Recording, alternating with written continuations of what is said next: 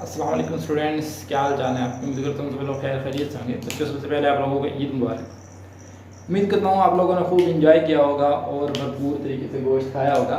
तो स्टूडेंट्स, अब चलिए हम अपना पढ़ाई को दोबारा से शुरू करते हैं। आज हमारा जो टॉपिक है वो है वेरिएशन ऑफ एटमॉस्फेरिक प्रेशर।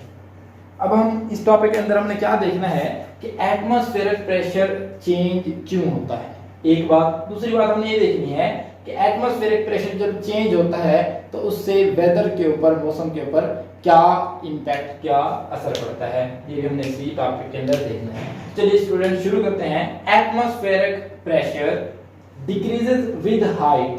अब इसका क्या मतलब है स्टूडेंट्स? इस पॉइंट का मतलब ये है कि जैसे जैसे हम सरफेस ऑफ अर्थ से ऊपर जाते हैं तो एटमॉस्फेरिक प्रेशर डिक्रीज होना शुरू हो जाता है। ऐसा क्यों होता है, चलिए इस चीज को समझने की कोशिश करते हैं। आप लोग कंसीडर करें कि ये सरफेस ऑफ अर्थ है। आप लोगों को पता है कि जमीन के करीब करीब यहाँ पे ग्रेविटेशनल फोर्स ऑफ अट्रैक्शन क्या होगी, ज्यादा होगी। जैसे जैसे हम ऊपर जाएंगे तो इसकी वैल्यू डिक्रीज होना शुरू हो जाएगी। मैं बात कर रहा हूँ Fg, ग्रेविटेशनल फोर्स की बात कर रहा हूँ। स्टूडेंट्स, अगर हम ऊपर जा रहे हैं, ग्रेविटेशनल फोर्स कम हो रही है, तो इसका मतलब ये हुआ कि यहाँ पे जो हवा के मॉलिक्यूल मौजूद हैं जमीन की सरफेस के ऊपर, तो उनके ऊपर जो ग्रेविटेशनल फोर्स है वो डिक्रीज होती जाएगी जैसे जैसे हम ऊपर की तरफ मूव करेंगे। इसका मतलब ये हुआ कि नीचे हवा की डेंसिटी ज्यादा होगी, सरफेस के करीब करीब, मतलब हवा के पार्टिकल्स यहाँ पे ज्यादा होंगे और ऊपर कम होना शुरू हो जाएंगे जैसे जैसे हम ऊपर जाएंगे। तो जब हम ऊपर जाएंगे हवा के पार्टिकल्स कम होंगे तो यकीनी सी बात है ऊपर जो एटमॉस्फेरिक प्रेशर होगा वो भी कम हो जाएगा, क्योंकि हवा की वजह से ही ये प्रेशर एग्जिस्ट कर रहा होता है। एक बात स्टूडेंट्स, जब हम तकरीबन 30 किलोमीटर की हाइट के चले जाते हैं तो एटमॉस्फेरिक प्रेशर की जो वैल्यू है वो तकरीबन 7 मिलीमीटर ऑफ मर्करी इतनी रह जाती है। और स्टूडेंट्स, अगर हम इसे पास्कल में देखें तो इसकी वैल्यू तकरीबन होती है 1000 पास्कल। और स्टूडेंट्स, अगर हम मजीद ऊपर जाएं तो एक वक्त ऐसा आएगा कि हवा बिल्कुल खत्म हो जाएगी, और अगर हवा खत्म हो जाएगी तो इसका मतलब ये हुआ कि वहां पे एटमॉस्फेरिक प्रेशर भी जीरो हो जाएगा, वहां पे कोई एटमॉस्फेरिक प्रेशर नहीं होगा। एक बात आप लोगों को स्टूडेंट्स यकीनन ये समझ आ गई होगी कि हाइट के साथ एटमॉस्फेरिक प्रेशर का एक रिलेशन है। स्टूडेंट्स, इसी चीज को यूज करते हुए साइंटिस्ट ने एक इंस्ट्रूमेंट बनाया है जिसे कहा जाता है एल्टीमीटर। एल्टीमीटर अब ये क्या काम करता है स्टूडेंट्स? ये बेसिकली ये काम करता है कि हम किसी भी पॉइंट पे चले जाएं अर्थ से ऊपर, तो वहां पे हम हाइट उस पॉइंट की मेजर कर सकते हैं, और वहां पे स्टूडेंट्स हम यही प्रेशर और हाइट का जो रिलेशन है वो इंस्ट्रूमेंट यही यूज करता है। वो उस पॉइंट के ऊपर प्रेशर की वैल्यू को मेजर करेगा और वहां से हमें पता चल जाता है कि वहां पे हम कितनी हाइट के ऊपर पहुंच चुके हैं। अब दूसरी बात, दूसरा जो पॉइंट है हमारा वो है atmospheric pressure decreases by increase in temperature.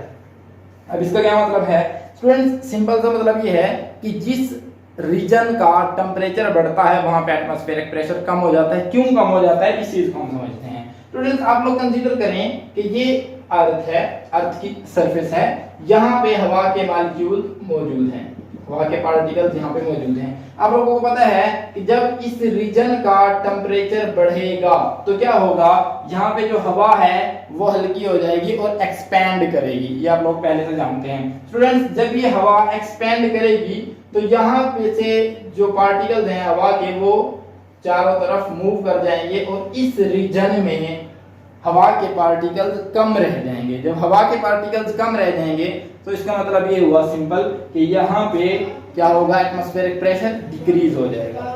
Students, next हमारा जो पॉइंट है वो है atmospheric pressure decreases with increase in moisture.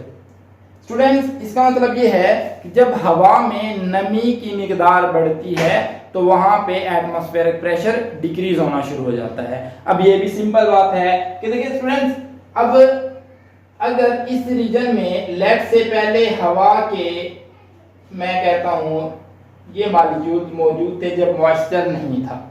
जब यहाँ पे नमी आ जाएगी, वाटर वेपर आ जाएंगे, तो इसी रीजन के अंदर मैं कहता हूँ लेट से इनकी जगह पे वाटर वेपर आ गए और यहाँ से जो एयर के मॉलिक्यूल्स हैं, ये इतने मॉलिक्यूल्स ये दूसरे रीजन में चले जाएंगे। तो यकीनी सी बात है कि यहाँ पे एयर के मॉलिक्यूल्स या एयर के पार्टिकल्स क्या हो जाएंगे, कम हो जाएंगे। जब हवा के मॉलिक्यूल्स यहाँ पे कम हो जाएंगे तो यहाँ पे एटमॉस्फेरिक प्रेशर भी कम हो जाएगा, क्योंकि वो हवा की वजह से ही एग्जिस्ट करता है। अब हम देखते हैं कि एटमॉस्फेरिक प्रेशर का वेदर के साथ क्या रिलेशन है।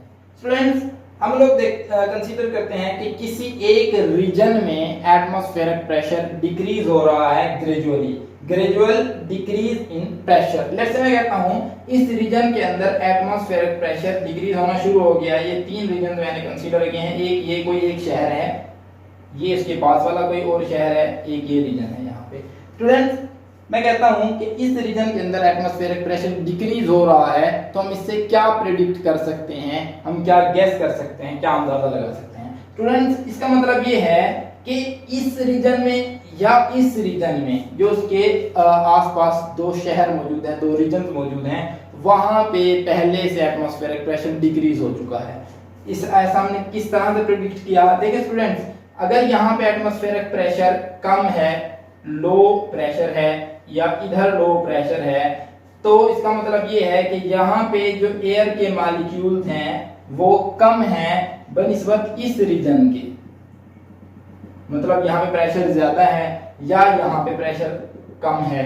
तो स्टूडेंट्स, क्या होगा, हवा के मॉलिक्यूल्स ज्यादा प्रेशर से कम प्रेशर वाले रीजन की तरफ मूव करना शुरू कर देंगे, और यहाँ पे जहाँ पे पहले हवा के मॉलिक्यूल्स ज्यादा थे, यहाँ पे अब मॉलिक्यूल्स ग्रेजुअली क्या हो जाएंगे, कम होना शुरू हो जाएंगे।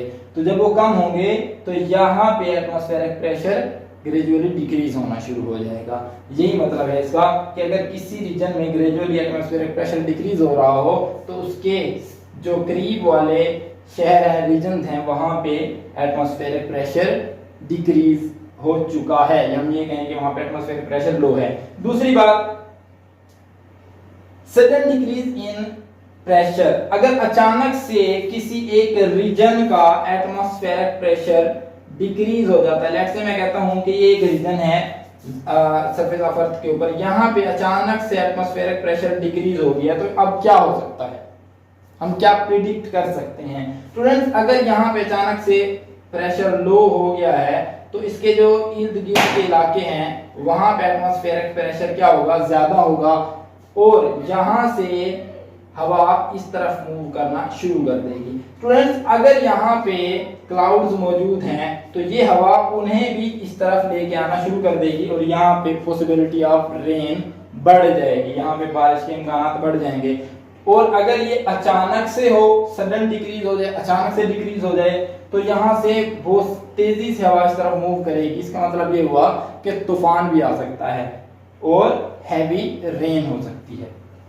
और हमारा जो थर्ड पॉइंट है वो है ग्रेजुअल इंक्रीज इन प्रेशर, कि अगर आहिस्ता आहिस्ता किसी सर्टेन रीजन के अंदर एटमॉस्फेरिक प्रेशर बढ़ रहा हो तब क्या होगा। तो स्टूडेंट्स, फिर ना बारिश होगी, कुछ भी नहीं होगा, बल्कि क्या होगा, काफी दिनों तक हम ये प्रिडिक्ट कर सकते हैं कि उस रीजन के अंदर सनी वेदर रहेगा, वहां पे मौसम हम ये कहेंगे खुशगवार रहेगा, कोई बारिश, कोई तूफान, इस किस्म की कोई सूरत हाल नहीं देखने को मिलेगी। Sudden increase in atmospheric pressure, student, बात ऐसा होता है कि किसी रीजन का एटमॉस्फेरिक प्रेशर अचानक से बढ़ जाता है, तो फिर वो अचानक से बढ़ा हुआ एटमॉस्फेरिक प्रेशर वैसे अपनी आप को मेंटेन नहीं कर पाता, बल्कि वो अचानक से फिर डिक्रीज भी हो जाता है, और जब डिक्रीज होता है तो फिर उसी तरह से पुअर वेदर कंडीशन हमें देखने को मिलती हैं।